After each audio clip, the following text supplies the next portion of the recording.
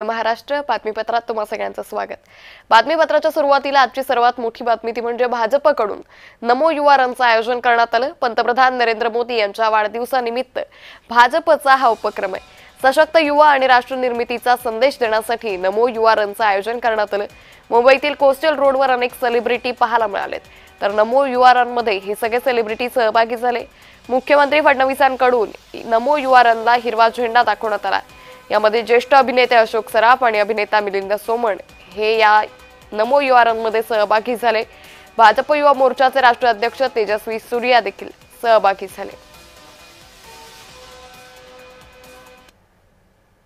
आपण ही थीम घेतलेली आहे, नशामुक्त भारत, नशामुक्त मुंबई, नशामुक्त महाराष्ट्र।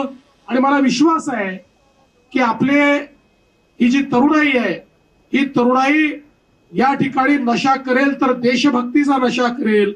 ही नशा करेल तर या देशाला सर्वोच्च स्थानावर नेण्याचा आणि आत्मनिर्भर करण्याचा नशा आपण करू। अशा प्रकारचा एक दृढ निश्चय आणि कृतसंकल्प करण्याकरता आपण सगळे एकत्रित आलो। नशामुक्त भारत करण्याची योजना जी आखली आहे ती खरंच म्हणजे पंतप्रधानांची फार मोठी कर्तृत्व आहे असं मी म्हणेन।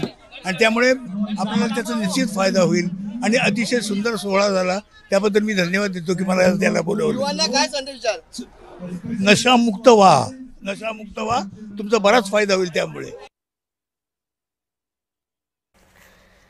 तर अनेक सेलिब्रिटी या नमो युवा रनमध्ये सहभागी झाल्याचं पाहायला मिळालं। मुख्यमंत्री देवेंद्र फडणवीसांनी या नमो युवा रनला हिरवा झेंडा दाखवला। भाजपकडून नमो युवा रनचं आयोजन करण्यात आलं होतं। काँग्रेसचे प्रदेशाध्यक्ष हर्षवर्धन सपकाळ यांनी संघावर सडकून टीका केली आहे। राष्ट्रीय स्वयंसेवक संघानं समाजाला मोदी आणि फडणवीसांसारखे